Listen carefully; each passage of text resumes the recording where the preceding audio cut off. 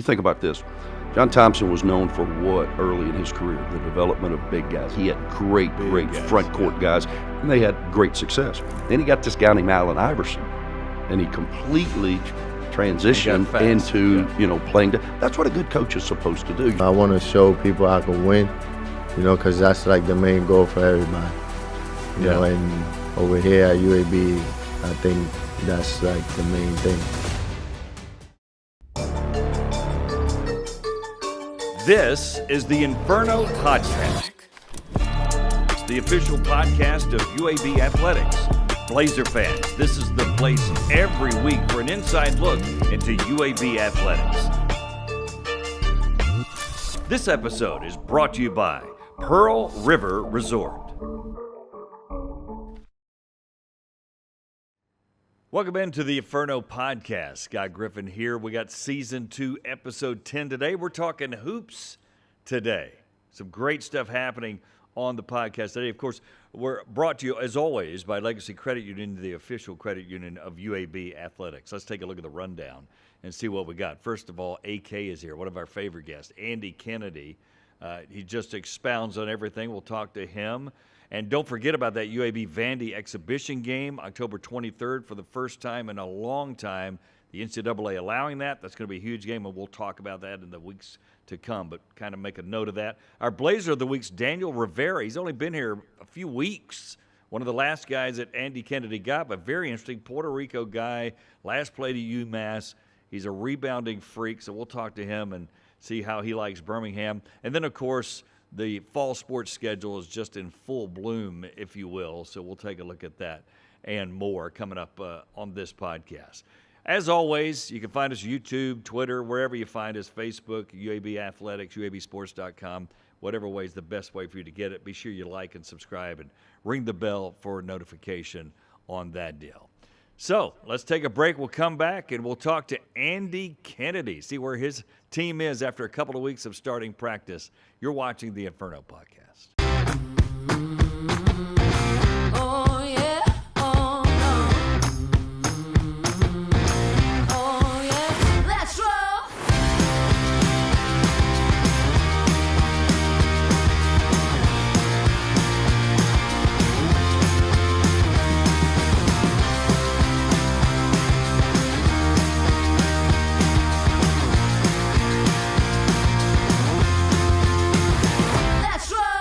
Are you getting sacked by monthly fees on your checking account?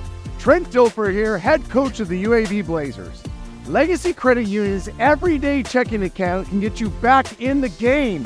No minimum balance, no monthly fees, and get paid up to 2 days early. Check out LegacyCreditUnion.com for more information and apply today. Legacy, the official credit union of UAB. Welcome back to the Inferno Podcast. Scott Griffin here in our Coach's Corner, brought to you by Viva Health and Pepsi. We've got one of the guys here that I've known for many, many years, Andy Kennedy, hanging out. Good to see you, man. Good to see you. Good to see you. You look younger and younger every time I see you. What is that about? Poor lighting. Is that a skincare thing? No, it's got to be poor lighting. Old eyes. Old eyes. Old eyes. Old eyes from you. That's it. Exactly. I have not aged well, but such is the life of a coach. Exactly. You don't expect to do that. So we just talked to some guys around here, and you've got a completely, which is college basketball, right? You got so many new guys. Yeah, it's bizarre. I'm going into my 19th year as a head coach, my 6th year, believe it or not, here at my alma mater. And this is something that I've never had to go through before. It's probably been the most tumultuous off season of my career to this point.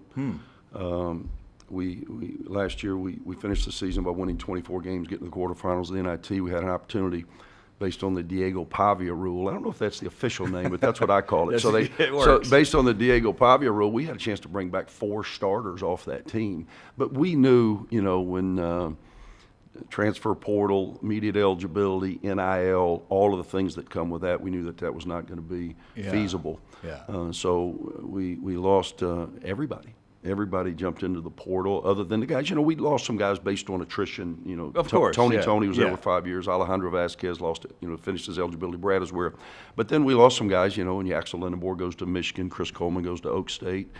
Efren Budda Johnson, who'd been with us for 3 years, goes to Clemson, and then Jabari McGee goes to Mississippi State. And we tried to help them in You have to. Well, of course, I'm for them, and it was most of those guys got really life-changing money for them, and so I was happy that we were able to help facilitate that transition for them in their career. But in the meantime, we had to go back and rebuild. We'd signed 2 kids early, 3 kids maybe, I don't know, I lose track, and then we had to sign a bunch of guys in the spring.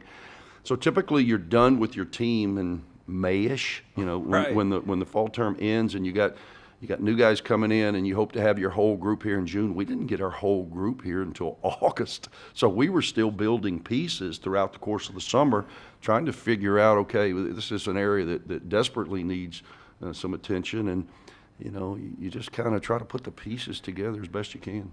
It's amazing. And to your point, I don't think people understand that. If you're for the player, which you are because you were a player, now you have the separation of coach and ask them to do what they got to do, but you're still for the player. Of course, yeah. So it's almost like you're at a JUCO, right? I mean, kind of because you have to change your your mentality. If you develop your guys and do well, and you've done your job, then they go somewhere else if they want to. I hope it's a JUCO, because that means 2 years. I mean, it could be 1 year. I mean, it could be like a prep school almost. You're taking good players. Obviously, we hope we get good players, and we have. If you get good players, then they may only be with you, a year. I'm the makeup of our team, which I'm sure we'll dive into. I looked at it the other day, and cumulatively, that's a hard word to say. Cumulatively, they have had 23 head coaches prior to me. Wow. Yeah, 23. Just in the college level. Just at the college level, yeah, of course. Wow. I've got 2 kids that I'm their 5th coach in 5 years, multiple that I'm their 4th in 4 years, many the 3rd and 3rd. We've only got 1 kid on our team that has played for the same college coach in 2 consecutive years. Wow. So when you put that in perspective and you say, well, why do you say that? Well, just because I'm trying to teach them new terminology. There is a language. It's as if we're at the Tower of Babel. No one speaks the same language anymore, and so we're trying to come up with a common language so that we can communicate. And then we've got to figure out. It's my job ultimately to put them in the best position possible to be successful. So I can't be there's certain non-negotiables, but I can't be so headstrong. Well, this is how we played last year, so this is how we're going to play this year. We don't do that. So we try to figure out what are the strengths of the team, the personnel, and then I have to mold, concepts around that, along with the effort things, the discipline things, the toughness things that are non-negotiable, as I said. But schematically, so I feel like we're behind where I would typically like to be at this stage in early October, simply because I couldn't put things together until I figured out what was in the best interest of the group. So you're a cook right now. Yeah, no doubt. I'm taking this and mixing this. Yeah, a little taste here, a little taste there. Oh, we're a little low. We're a little low of this. Where's that salt? Does that make you have to simplify technique offensively? Yeah, it makes me. Yeah, I feel there's nothing worse than going into battle with not enough bullets. Yeah. And you don't really know you don't have enough bullets until you're standing up over there and the other team's still shooting at you and you don't have anything to shoot back. Right. That's a terrible feeling, because ultimately my job, Griff, is to manipulate the game. When I stand up on that sideline, my job is to have my team prepared, and then I have to be able to manipulate the game. That's my job. And so you've got to give your guys, we have to have enough pitches in the arsenal, and we have to have enough bullets in the gun so that we can, change and adapt accordingly. And so I don't want to quote unquote dumb it down so that we're all systematically at least connected. Right. We got to have enough to win. Right. And I worry about that because I've had to go a lot slower than typically we would go, and that's a little concerning for the old ball coach. And with the fact you're in a league where you need to win everything. You're not in a league where you can use the preseason totally and not necessarily worry about wins and losses. No. And I know you want to win every game. A lot of people don't understand that concept. Of course. No, I know exactly what you're saying. Like last year, for instance, we went 7-6 in the non-league. Yeah. Underachieved.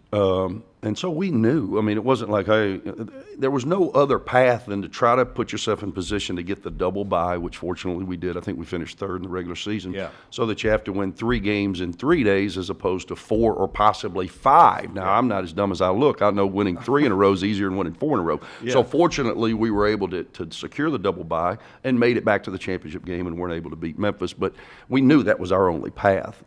Memphis could have still gotten in as an at-large if they would have lost to us because they did what you said. They took care of their business in the non-league. So you're right, man. Our second game of the season is at North Carolina State. Huge opportunity, and it's one that we've got to be ready for because we don't have as many of those quote-unquote quad 1, quad 2 opportunities. Yeah. And every day at practice, and I don't think people understand this, it would drive you nuts if you have a wasted day. You cannot have a wasted bad practice is almost like can't have it. Can't sleep at night. Well, you can't have it, but we also we're dealing with you're going to have some injuries. Everybody's going to have some bumps and bruises where guys miss a day, miss 2 days. I feel like that means that they've missed a week. Yeah. Because we have so much to cover, and we've got to. I'm a big believer in habits. We talk about it daily with my team. Habits over everything, in my opinion. At the end of the day, we're all creatures of habit. And so we're trying to build championship-level habits in a very, very quick way and an efficient way, hopefully, simply because I don't have them that long. Mm-hmm. The 2 guys that – we've got a number of seniors on the team, but we don't even really know what that means. Like last year we went in and we had, Alejandro Vasquez. He was a senior, and he was on his 6th year. So we knew he probably wasn't going to fall into any window that the NCAA created. But with Yaxel and Chris, and, they got opportunities to extend their careers – because of the Pavia rule. So now there's a lot of discussion about they've already granted it for Division II. So I think it's inevitable, honestly, that it's going to happen for Division I. They're going to give kids a 5-year clock where you can play 5 years. Like the old days. Yeah, it's always been you've had 5 years, but you can only play 4. I think they're going to give them 5 to play 5. Right, okay. So that would extend the careers of some of these kids that are seniors on our team because they're in year 4 as a senior as opposed to year 5. It won't affect a couple of guys, though. And so with those guys, you look up, man, we're already in October. I've got them for 6 more months. Some of them, Daniel Rivera, who I think was just on with you. Daniel didn't get to us till August. He said that. I'm his 5th coach in 5 years, and he got here in August, and he was coming off arthroscopic knee surgery. So he wasn't even full speed. So he's just now rounding into what we envision him being, and we've had to kind of, again, pump the brakes in some of our schematic stuff until we find out, okay, what can he do? Ahmad Robinson's another, and Ahmad Robinson, I'm his 5th in 5 years. Ahmad came off torn labrum surgery in March at the end of his season at Mercer. Talented player, led him in scoring, all-league type guy in the SoCon you're familiar with, the Sampras League. And Ahmad was here all summer, but he couldn't undergo contact till he was cleared because it's a 5-month rehab. So he was not eligible or active in 5-on-5 play till he came back in the fall. So I've only really coached him about 3 weeks to a month, and he's still finding his way as well. And these are 2 kids that we're anticipating having big years for us. So when you're looking at an empty roster, and then you start plucking as best you can, and as you said, you're even doing it in the summer when you should be going to the beach a little bit, but you're mixing all these things. What are you looking for? I know you're looking for, I got to have some post players, some perimeter guys, got to have a couple of shooters. But beyond that, what are you looking for? The biggest thing, competitive spirit's very, very important to us. I like to recruit guys that come from winning cultures, but that's not a luxury that I can have anymore. No, we have to find what we can find that we feel like fits our needs, and it also fits within our budget. Let's be honest. That has become a huge part of this equation. So we have to also, budget shop. When I was a kid, I've said this before, you'll get a kick out of it because we're about the same era. Remember back in the day when, in the early 80s, mid-80s, polo's still a thing. Like that shirt you've got on, they would refer to that as a polo because of the Like a style. Xerox copy. Right. They would say that's a polo, but, but back in my day, the polo with the little stick man. Was a polo. Well, that was a real thing. I mean, if you had a polo in the 80s, you were, hey man, you were in the in crowd. Well, I couldn't afford a polo where I grew up. in Louisville, Mississippi. Right. But I don't know if you know this, but every once in a while, as they were manufacturing the little polo man, maybe they got his stick wrong or his leg was a little So crooked. you could get a cheat. Yeah, they'd cut the tag in the back. Don't you remember? So it would say Polo in the back, and they would cut the tag, and then it would go to Steinmart. I don't know if Steinmart is still. I think. Well, maybe we could but get them know on what as a you mean. sponsor. I'm giving them a free plug here. But so I would go to Steinmart, and they would take the polos that were defected, Right. and they would put them at Steinmart, and they wouldn't put them by size. Remember, you had to look through the Right, whole rack, right, yeah. and just hopefully you'd find one. And if you pulled it out and it was your size, and you looked at it from a distance, it looked like a polo. It looked fine. Right. That's the way we've recruited. We have gone through Steinmart. I mean, we've gone on the clearance and just tried to find. Every guy's going to have a little bit of this or Yeah. that, a torn labrum, a torn He this. fits or that. all these. Yeah, and if and so that's kind of the way that we've approached this because our budget is that of Steinmart, and when we have to have a team that still can compete against the Memphises, the Wichita States, the South Floridas of the world. Thank the Lord you can develop players, though. And it's because hard. that's all this is. And but it's hard to develop them when you only have them for a certain amount of time. So you've got to really thread the needle, and you've got to find guys that fit together, that come with a chip. To your earlier question, what do you look for? Well, you have this, and then you say, well, what can complement that? And you just build it out. Honestly, you just build it out. You start with your foundation, and then you just kind of start building it out. And that's what we've tried to do. So have you sought advice from any basketball sages? You know everybody, but everybody's kind of going through the same thing. So I'm sure everybody's kind of talking to see, Yeah. well, what's worked for you, man? You know what I mean? And everybody's challenges are different. Everybody's budget's different. Everybody's circumstances are different. Everybody's level is different, and everybody's still trying to figure it out. Again, I'm going into year 19, my 30th year in the space, 19th as a head coach. And it's not anything that I've ever dealt with before. And I talked to, say, for instance, a Rick Barnes, a dear friend of mine. Rick's been in this business for 50 years. He's a Hall of Famer. Yeah. And he's like, I've never done anything like this. So no one even really has advice to share because we're all kind of going through it with no guardrails. That's a term a lot of people like to use, and there really is no guardrails. So what needs to happen before we get back to your team? Oh, man. In your opinion, I mean, that could be 10-minute answer. Yeah, I mean, I think that I think it's a mess. I think you got to blow it up and start Because over. UAB needs to be competitive with everybody else. You're going to take away the allure of the NCAA tournament if you allow money to be the only factor. Yeah, but anytime money enters the equation, it's the only factor, isn't it? You're right. I mean, most of the time, doesn't it just overpower everything else in the room? Yeah. But it's sad to me that you develop Lindenborg and take this guy, develop him where he's an all-around player and excellent at so many things, and then he leaves, and you can't blame him. We're not blaming him. No, of course not.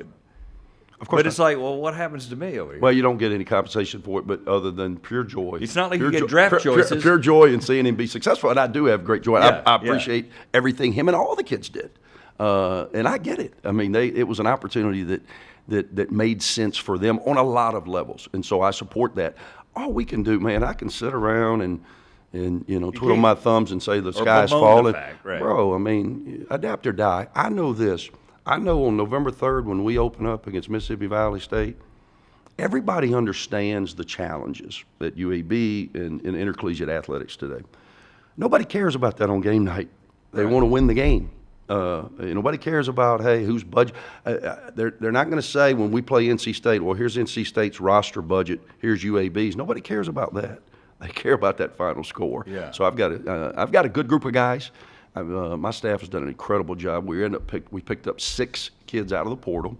We picked up 4 junior college kids, and junior college players have been very, very successful for us here.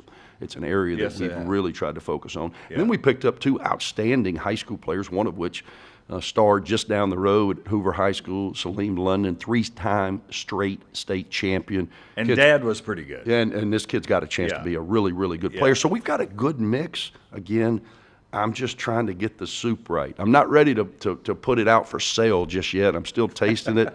There's times that it works. Yeah. There's times I need some crackers. That's right. That's right. Andy Kennedy, our guest here for a few more minutes. So I think it's amazing, and this isn't a kiss-up question because we've known each other too long, that you're getting to the NCAA tournament every couple of years, maybe every 3, but every couple usually. But then when you're in the NIT, you do damage.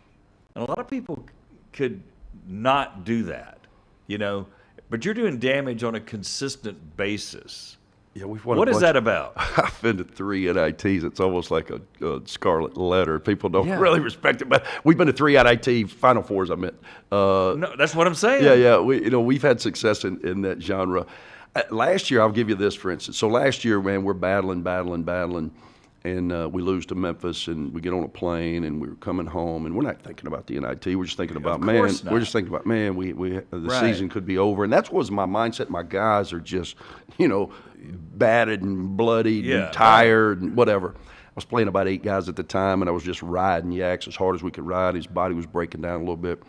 We get home, and we find out we're playing, you're in the NIT, and they're going to send you to St. Joe on Wednesday in Philly. Yeah, like that. Yeah, and we got home late Sunday night, and I met with my team because I didn't even know if we had the bodies to go do it.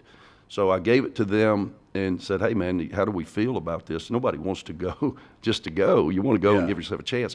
The fact that it was in Philadelphia, Yaks is from New Jersey, it's close to his people, it kind of invigorated him, and then, he's our leader, and so everybody just kind of jumped aboard, and I'm so glad that we did. We rebounded. We went to St. Joe in Philly, a really good A-10 team. We're able to win the game. Then they sent us to California. Yeah, we go win at Santa Clara, and then we were a little, we probably had our worst 2 or 3 minutes of basketball down the stretch to lose to UC Irvine, or we would have gone back to the NIT Final Four. Having said all that, our guys just wanted to continue to play. And I think, we don't play in any of the tournaments that you have to pay to be in. There's a lot of those that, hey, man, if you give us your money, you can come play and extend your season, say you went to postseason. We don't do that. We're going to play in the NCAA or the NIT. They're both owned by the NCAA. And I thought it was a good opportunity for our guys to continue to showcase, to play, and get the exposure that they come to UAB to get. But you don't even get the results from younger guys getting extended practice time. Right, because they may be gone. They are gone. Everybody's gone. I don't know if you heard a couple minutes ago. Right. I remember. I don't know, about 10 minutes ago I said, hey, we got them all. They're all gone. We covered that. I mean, it's not crazy. Not 1 minute. I don't even have a walk-on back. So, like this is what's crazy. So I've got to teach the walk-ons, like the drills. We're trying to treat, you teach how we do it. You teach drills to implement concepts that ultimately get you to what you're trying to do. So it's just been, we gotta do a lot of teaching. Yeah. That is crazy. To be in your shoes, right? It's you bananas. think this is glamorous. Yeah, right? yeah, it's bananas. I mean, I don't know how to be a plumber. I don't know how to do anything. This is what you do. I don't. What else am I going to do? I don't have another skill. You could open up an insurance place in Louisville, Mississippi. I could do that. I mean, I'm not into manual labor. I grew up doing that. I'm not into that. So I don't. I got to figure this out. All right. So what do you carry from being the all-time winningest coach at Ole Miss, being very successful in an incredible league, and what have you brought from that to here? Is that an unfair question? No, because I know it is different. Just experience, I don't necessarily believe experience is the greatest teacher until you take time to reflect on what the experience taught you. So I was out of it for 2 years. So I had forced reflection. It was the greatest thing that happened in my career. When my time ended after 12 seasons at Ole Miss, I moved to Birmingham. My oldest daughter, Megan, was at Samford. My youngest daughter, Caitlin, was going to be a freshman at Auburn. We moved back to Birmingham because it was kind of our home away from home. That's it was right. Centrally located. We felt comfortable. We knew the area. We had friends here. So we moved back here, and I worked for ESPN for 2 years. So it was great for me as well. Gave me a lot of experience and to be able to see things from a different perspective. So then when the opportunity was given to me to come back to my alma mater, I just felt like I was at a better place. And then I thought our first few years, we had a really solid formula. This is how we're going to build this program to becoming nationally relevant, the Bartow standard. Then they changed the rules on us. Right. Our first year, it was COVID, so that was bizarre. We went 22 and something. Then we went out and we found some transfers. And back in those days, you could transfer once, couldn't transfer again. So then you could build had some. them. I had Trey Right. Jemison for 3 years. I had, Yes. Jelly Walker for 2 years, Eric Gaines for 2 years, KJ Buffin for, really good players. Good players. That could come here and we could develop. And, you have Jelly for 2 years and you win 58 games in 2 years. You have Trey here for 3 years and he sets all kinds of records. Now he's with the New York Knicks. I mean, Yeah. that's what the dream's about. Then they change the rule. Now they say, hey, bro, now you can transfer as much as you want, and now you got to pay them a lot of money to get them. And so now that has broken our model, and we've got to find a way to recreate a model that's sustainable here at UAB. Yeah. Wow. So you got any suggestions? No, I have none. Actually, I'm open. That's why I'm asking. Hey, I'm open. Open to suggestions. My DMs are open Yeah. for any ideas out there. Your DMs are open. But again, getting back to the toughness thing, the other thing I want to ask you, because you were and I'm not telling you things you don't know, but people may not know this, and we've said this story many times. When you were in high school, you're a running, jumping freak. You're shooting, but then you'll fake a shot and go dunk on somebody's head. Then the knee injury happens, and you have to change your game. So you've endured change and had great success after change. So tell me where the toughness, rebounding, freakiness comes from, because you were basically a perimeter player after the knee injury, but you develop post players, and we've talked about it, but for the sake of the podcast, where does that come from? Your development of post guys. Well, I think there's, again, I try to adapt to our personnel. I think that's what a coach is supposed to do. I use John Thompson, the late, great John Thompson, the Georgetown legend, one of the legends in our game. You think about this. John Thompson was known for what early in his career? The development of big guys. He had Patrick Ewing, he had Alonzo Mourning, he had Dikembe Mutombo, he had great guys, front court guys, and they had great success, multiple Final Fours. Then he got this guy named Allen Iverson, and he completely transitioned into playing. That's what a good coach is supposed to do. You're supposed to go out and recruit to a philosophy, then you're supposed to adapt to the strengths and weaknesses of your personnel. So I've always been, Jelly Walker. Jelly Walker came in here and broke a lot of records, most of them mine. Yeah. He came in and broke a lot of records. Led the league in scoring and assists and shot a bunch of balls, and we won 58 games, as I just said. Yeah. Fantastic. Then we got this kid named Yaxel Lindeborg. So we had to change completely how we played and tried to play through Yax once he got the courage to be the alpha. Yeah. And so, to your point, that's what a coach is supposed to do. So now I've got a whole new group, and I've got to figure out, it may not be a Jelly, there may not be a Yax to, first team all league guys. There may not be that guy. So collectively, we've got to figure out who we are. And to your earlier point, there is no room for margin for error as it relates to taking some early L's. Right. Now, when you're in Right. quote unquote a mid, a non-P4, because the system has just changed too. It's all about quad 1 and quad 2 opportunities, and we just don't have that many.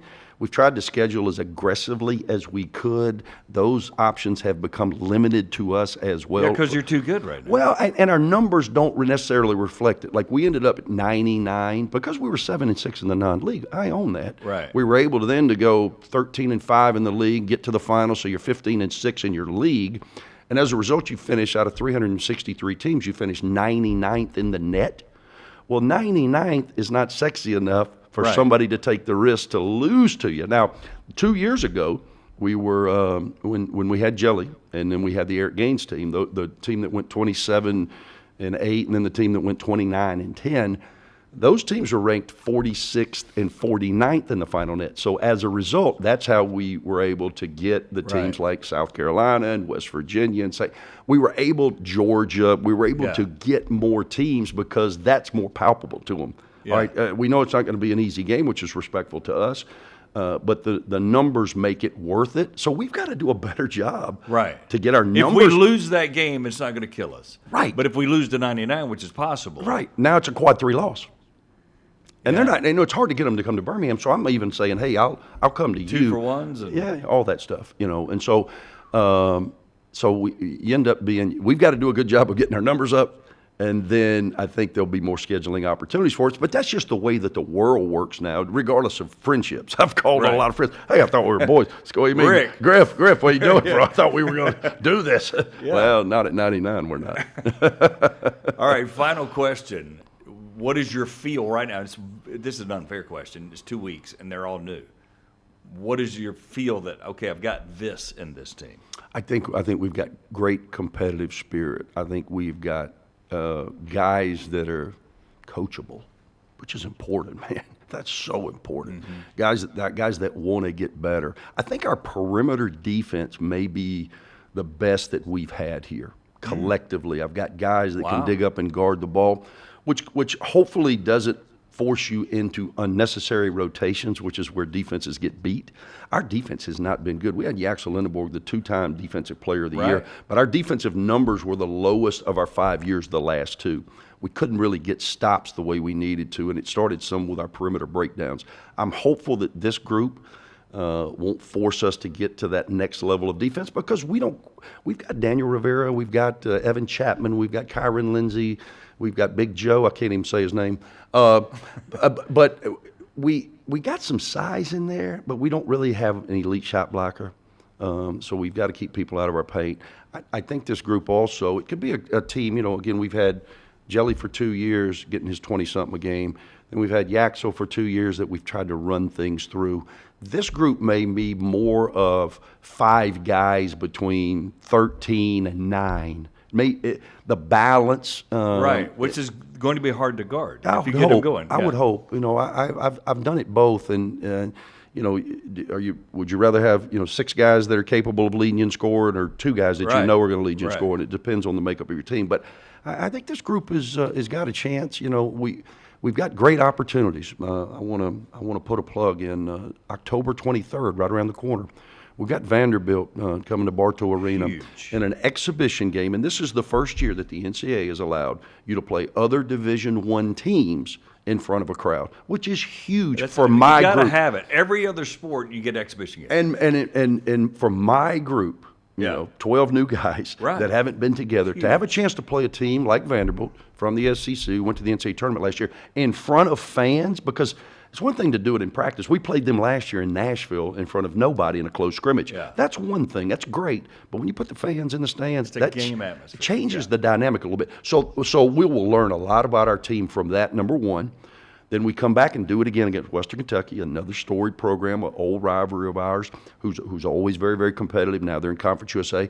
We do it again. So you get 2 under your belt before they start counting in that right or left column, before we open up the season. Those things are going to be huge for us, and they're going to tell us a lot about our team. And those will be as important as games that count for you. Well, early, it just allowed me to play a lot of different guys. Obviously, you want to win, but that ultimately is not the goal. You're not worried about that, but development-wise. I've got to put guys in games and see who can. Coach Bartow used to say, "Lord, Andy, when the popcorn's popping," and he's right. When that popcorn starts popping, some guys rise and some guys fall. That's right. So hopefully we make sure we got popcorn on the October 23rd against Vanderbilt. Oil gets hot. Thanks for hanging out with us. Thanks, man. We appreciate it. Good to see you. Andy Kennedy will be a guest here many times as basketball gets rolling on. Our Coach's Corner, again, brought to you by Viva Health and Pepsi. We'll take a break, come back with more on the Inferno Podcast.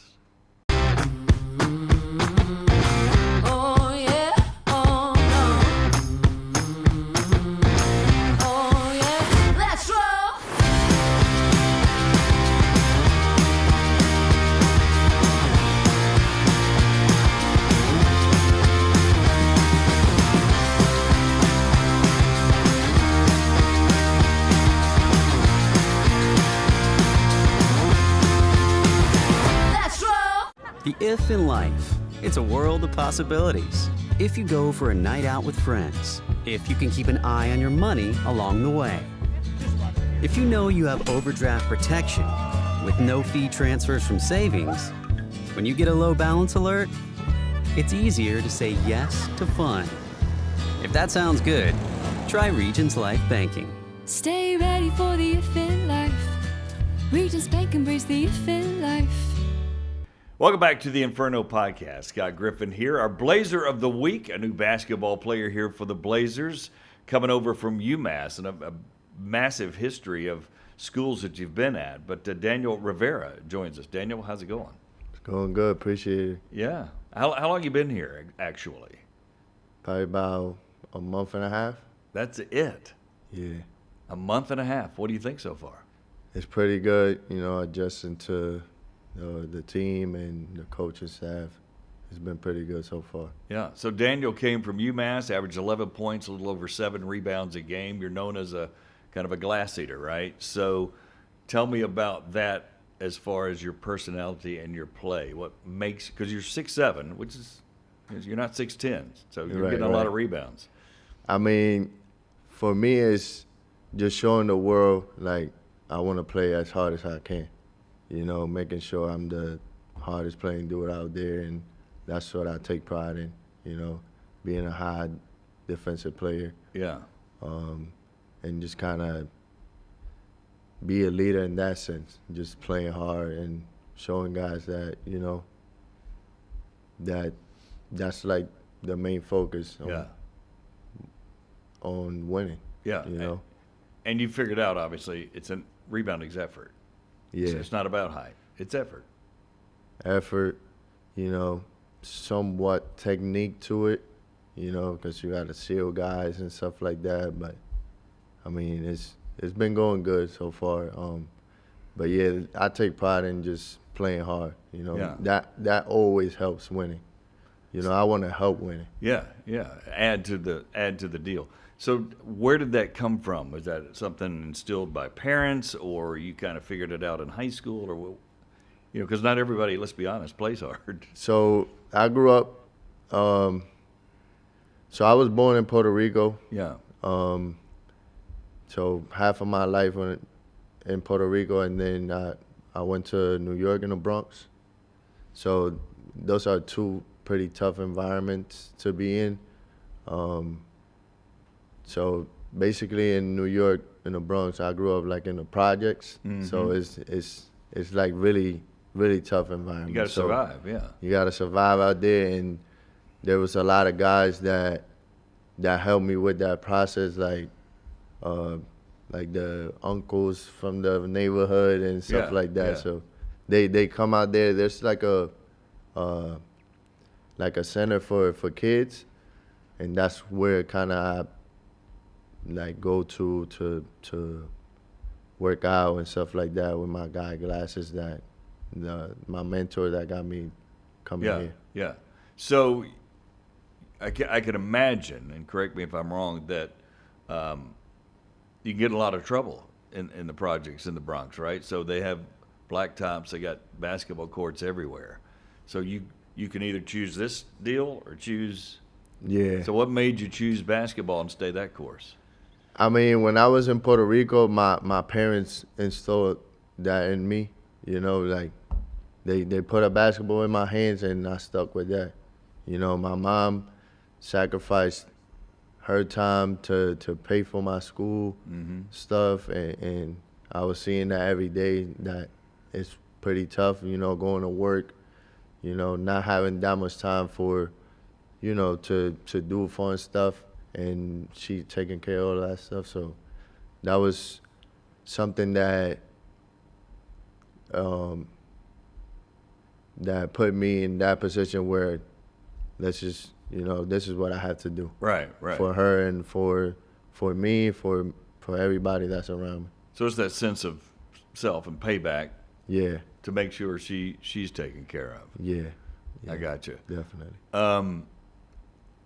Have you always been tall? I mean, again, 6'7"'s not crazy tall in basketball, but if you see my pictures, I was average, really skinny. Like when I started growing, it was my junior year. Mm-hmm. I went from like 5'10" to like 6'3". Really? Yeah. Were you a guard? Yeah, I was a guard. You were a guard, so. Yeah. That's kind of why I play the way I play, you know, because now I'm more like the forward side. Yeah. But I could still like play make and facilitate for the teammates. So that's kind of an ability that I put together. Yeah, and guard perimeter guys. I'm guessing your footwork and all that pretty kind of much stuff. like 1 through 5. I feel like I could guard 1 through 5, and you know, and just play hard. Yeah, that's crazy. For folks watching, Odessa College, which is a well-known JUCO, St. Louis a good basketball school, Bryant, UMass. So you've been on the move. So what made you leave UMass with a great junior year and start looking around? They went to a different conference. It's a lower conference, and I feel like it's not bad to, stick with that, but I want to be able to compete with the highest level of people I could play with. If I could be playing with LeBron, I want to play with LeBron Right. or against LeBron, like stuff like that. I want to play at the highest level. Yeah. And compete. I don't ever want to feel like, I'm this top guy, until I feel like, something that gets me through that. Like, for example, like if I feel like I'm getting 30 every game, it's not hard enough? It's not. I wanna be able to go through adversity and like something that's tough for me, because I know when you're in that, I haven't been there and I wish to be there, and to the NCAA tournament, and I know that's tough. Yeah. That's. I had teammates that went there and they tell me about their experience. Going with a team that it's a lower level team, not no disrespect. no Yeah, disrespect, yeah. but it's just I just want to play with The best with you can. the best I can. Yeah. To be honest, I got you. Yeah. I got you. And obviously, this is a team, UAB, with Andy Kennedy, that can go to the tournament. And, if they miss the tournament and get in the NIT, which is not very often, they do really well in the NIT too. So, Yeah, what did you look at when you chose it? It's a winning program. They've been in tournaments for the past few years. So that's something that I really I want to be part of winning. I want to show people I can win, because that's like the main goal for everybody. And over here at UAB, I think that's like the main thing. People, they're winners Yeah. over here. So I want to be part of that side. Yeah. So was it a quick process? Did he see you? Nah. guys- It was a tough process. I mean, I've been here a month and a half. Yeah. It was a tough process, but I was able to get it through. I talked to a lot of schools but AK gave me the opportunity, and now I'm here. It's rare to have a coach that can look you eye to eye, isn't it? Most of your coaches are probably this tall.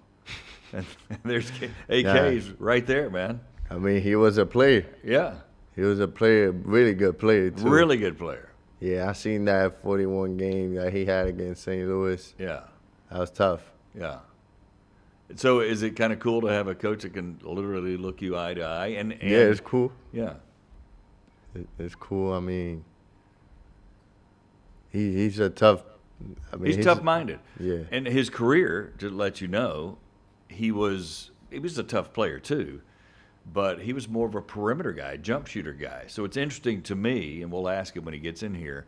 I've known him for 1,000 years. So that if you said a synopsis of who he is as a coach, it's getting tough-minded, defensive guys that can rebound, which was not exactly what he was as a player. I find that interesting. Yeah. I mean, it's really interesting. Also, like, for me, like, I know he looks for that stuff, and I look for coaches that teach shooting. He could teach me shooting. Oh, no doubt. Yeah, and that's something that I want to, like, install in my game. I feel like I'm getting there and with confidence, and just if I could get that, I feel like that would get me to wherever I want to go. Yeah. Daniel Rivera, our guest here, our Blazer of the Week here, new basketball player coming from UMass, redshirt senior, by the way. What do you think of your team so far? I know you guys have been playing pickup since you've been here, but with the organized practices, what do you see? Because it's a heck of a lot of new guys. I mean, and that's just college basketball now, right? So Yeah. I mean, our team is great. We fast. We know what we're doing. You know, I feel like we got experienced guys when I'm playing out there. You know, with them and practicing every day and battling, you know, going through tough stuff like 3 hours all the time, you know, like we for the little bit of time we got, I feel like we're connected. We just got to get it to another level and another level until like that's going to get us to where we want to be. Right. I feel like we could compete. You know, we're fast, we're tough, and we're connected. Yeah. In a sense. And we're only talking a couple of weeks now, right? Basically. Yeah. So you get that sense right now. And obviously, you're going to get more connected as you get more practices and you start playing games and such. But do you see that tough-minded, defensive-minded, rebounding? Definitely. Beyond yourself for the team? Definitely, I seen that from the team, and we just a great group. I feel like we're gonna be great. We're gonna be great, and yeah, you know, we're tough. We're pretty tough. Yeah, I'll say. So you kind of alluded to being a leader, and it's kind of interesting that you just got here, but I guess that's your age. I mean, and it's a process. right? Yeah, it's a process. You got to earn it with your teammates, correct? You got to earn it. You know, definitely got to earn it. And people got to see it. Got to see it every day. Yeah. But you adjust to it. You know, by the time comes the game comes, that's where everything falls in place. You know, and like I feel like everybody has their sense of leadership in their own way. Mm-hmm. You know, some guys like to talk. Some guys just lead by example. Some guys just lead in one ability that they do. Right, right. So hustle, maybe just hustle. Yeah. Maybe just hustle. Maybe Yeah. just shoot. Maybe Yeah. just playing in the perimeter, like in any sense, you know. So that's kind of what I try to do when I go into practice, you know, try to lead in the things I can lead in and figure out from there. But our group is pretty connected, so it's like there's a whole... Oh, sorry. No, that's all right. You didn't do anything. I think it just fell over. Nah, I think it just... hold on. Raise it just a touch. It might balance it out. Right. Don't you think? Yeah, it's like... Okay, that's Yeah. good. Put it a little bit more in front of your mouth, and we can edit. Don't worry about it. So, Oh, all right, bet. yeah. Good. This good. isn't live on. Good. I thought it was Those things are live. kind of funky, and sometimes they get out of whack a little bit. There you go. I want to break it. They seem expensive. You're not going to break it.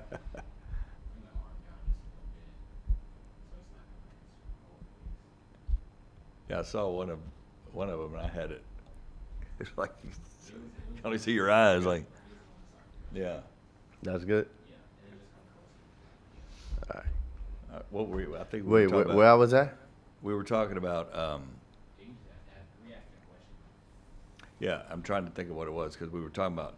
Oh, we were talking about different ways people can lead. You said sometimes it's hustle, sometimes it's experience, right? Yeah. So there's different ways, you know. So, but our team is so connected that everybody leads, in my opinion. I don't know if that makes sense, but you know, it's just everybody had their own way. Mm-hmm. I'll say. Yeah. Yeah. There's not one distinct wolf, right? Yeah, And like everybody- it's a whole bunch of wolves. Yeah.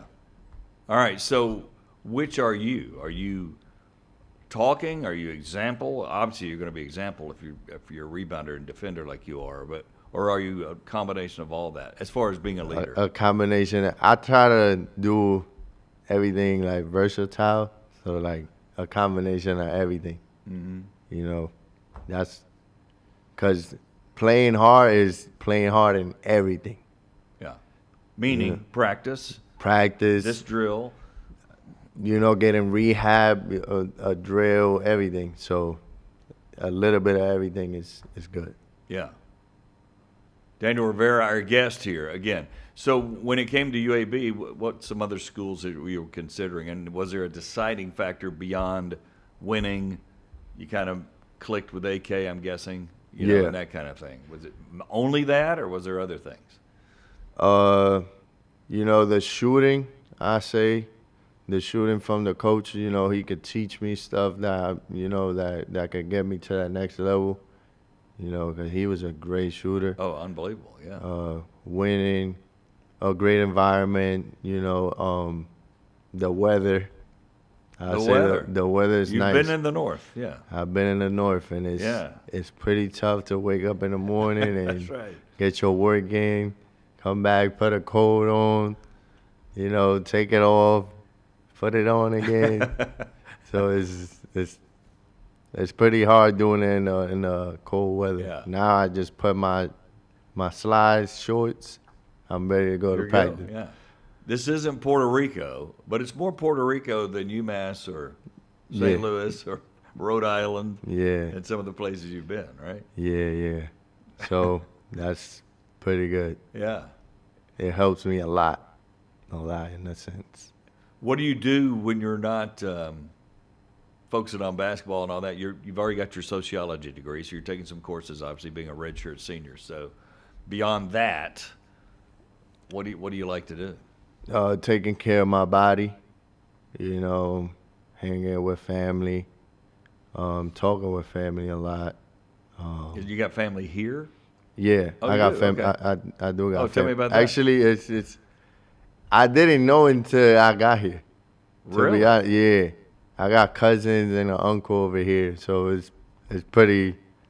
That's crazy. I don't even know How did how that it happen? happened. Yeah. I don't even know how it happened. So, you know, talking to them, you know, and seeing them, because I didn't see them from a long time. I saw them, last time I saw them was in Puerto Rico, Yeah. and that was a minute ago. I was like 12. Wow. So it's 10 pretty years cool ago. to, like, get back with them and talking to them. So, yeah. You didn't know they were here when you were considering UAB? I didn't know. I don't know. That's it's just crazy. I got a big family. Yeah. So my dad has nine brothers. Ah. So yeah, that's kind of why I got like thousands of cousins from everywhere. Yeah. So how did you tell me how you figured out you're in Birmingham or you're in the area or how did Well, my dad told me. I'm like, oh, for real? Then that's when I went to go see them, and they showed me around. So I was pretty comfortable. Like, it made it easier for me to Yeah. adjust to Birmingham. So it's not home, but it feels more like home than maybe some other places, right? I get the good food and stuff like that from them. Yeah, they could cook the Caribbean food. Yeah. Yeah. That's good. Can you cook? A little Yeah, bit? definitely. Oh, really? Yeah. All right. So let's get to our lightning round because it sounds like we're kind of going there now, right? I So mean, we we're- could talk basketball. We could talk. Well, we can, and you have talked several things about basketball, but let's talk. And that doesn't mean we don't talk about basketball. We're going to ask you some different questions as well. So we call it the lightning round. First thing that comes to your mind. All right, but let's just stay with the food. You're a cook. Did mom teach you that? You felt like you had to learn because you're away from home, and you didn't want to eat out every night, or how'd that come about? That and mama. So, like, when I was in college, like, I didn't want to eat, like, junk food because I want to take care of my body. Like, that's Yeah. something I take pride in, you know, taking care of my body and eating the right stuff. Yeah. So, yeah. So what's your top dish you can whip up that's Caribbean? Rice, beans, and chicken. And just putting different spices in it? Yeah. Like, I mean, it could be, I don't really like that much seasoning in, like, some of the stuff. yeah. Because some things are bad, but, you know, I try to keep it where it's healthy, Yeah. you know. So just rice, beans, and chicken, and like we don't do much of like seasoning in different ways, but we cook it different ways. In a Gotcha. sense. I So gotcha. sometimes you could steam it up, and sometimes you could put it in a pan and like fry it. Yeah. Yeah. So that's Saute kinda- it, whatever. Yeah. Yeah, that's kind of how we do it. I got Yeah. you. All right, so when you're doing that, obviously you still got to eat out some. So do you like to get away from Caribbean and try things, or do you still stay in that genre of food where it's rice, beans, and chicken? Or Nah, I like pasta. Okay. I like pasta, you know, Italian stuff. I like Chinese food. I like pretty much a lot So you of like things. origins and ethnicity of food, right? Yeah. Yeah. Yeah. Have you tried barbecue? Barbecue. Yeah. Yeah. So what's your thoughts on it? I mean, you love it, or It's good. It's good. It's great. yeah. It's great. I love barbecue. And I'm sure you probably had it at other places. You've been in America 10 years, but barbecue in the South is obviously. Yeah, I had it in Odessa, Texas. Oh, I forgot about that. Yeah. Yeah, our coach, he makes some great barbecue chicken. Okay. So, So so that's- you kind of like that. You're digging Yeah. on that. Yeah. Okay. That was pretty good. So again, what do you say? Keep up with family. Are you a video game guy in your off time? Do you read? Do you like bouncing around town? I or- play video games here and there. Just pretty much just focusing on basketball, like taking care of my body, you know, because Yeah. it was a tough experience for me when I was in St. Louis, and I don't want to get it to, you know, I was out for the whole year. So that made me realize, like, I really got to take care of my body. You know, that was like, that been my focus since that time, you know, because it's tough to sit out and then try to come back and play. You don't know if you're going to be good, you know, Right. so it's scary to anybody to get hurt and then try to get back in it. You know, some people are going to trust that you're going to be good. Some people don't trust that you're going to be good. So staying healthy, that always helps your body and being able to sustain that high of a effort. Does that fuel the effort thing for you too? Being out, it's like gives you that extra. And I'm sure you hustled anyway, but do you hustle even more now and kind of realize I don't take this for granted, right? Yeah. So that like taking care of your body, that always helps. You know, and it gives you that extra boost, Yeah, I would say. yeah. Yeah. Final question, lightning round. What do you want to do? Obviously, play overseas, professional somewhere. But eventually, when basketball's done, what are you thinking? I want to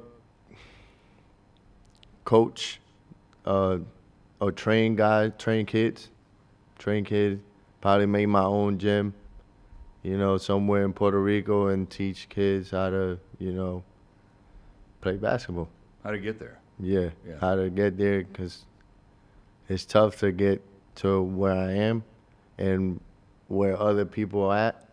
So, you know, just always helping the community and stuff like that. Like, I want to be able to help kids and stuff like that to, you know, become a great basketball player. Gotcha. Thanks for hanging out with us. Appreciate We're it. looking forward to it. Appreciate you. Yeah, Daniel Rivera, great rebounder, defender, can score a little bit inside as well, learning how to shoot from AK. We'll take a break, come back with more. You're watching the Inferno podcast. Oh yeah, oh no. Oh yeah, let's roll.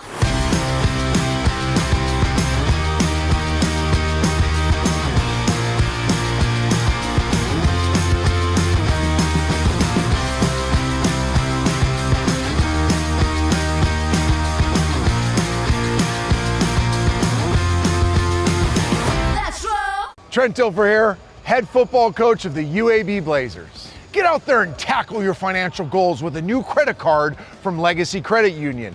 Legacy offers multiple credit cards for whatever your financial objectives are. You can begin earning rewards today with a credit card from Legacy Credit Union. Legacy, the official credit union of UAB.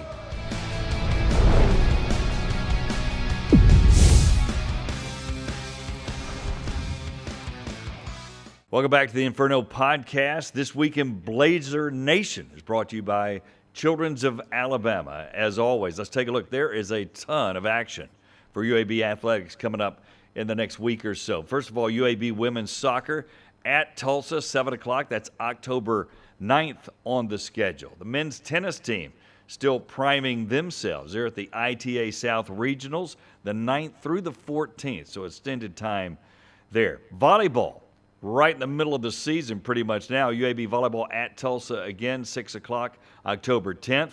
The 11th, we got a trio of things going on. UAB softball in their fall season, of course, but very important for the development of the team, taking on Mississippi College at 3 o'clock. UAB football, of course, on that Saturday against Florida Atlantic. And then the rifle team at Nebraska on that Saturday. We get to Sunday, UAB volleyball at Wichita State at 12 o'clock. Women's soccer is hosting East Carolina University. That's a 1 o'clock start. And the men's soccer against Charlotte will be later on that same night at 7 o'clock. So, in essence, a doubleheader at the soccer stadium. 13th and 14th of October, men's golf at the Everett Buick GMC Classic. Women's golf team is at the Lady Red Wolves Classic on the 13th and 14th as well.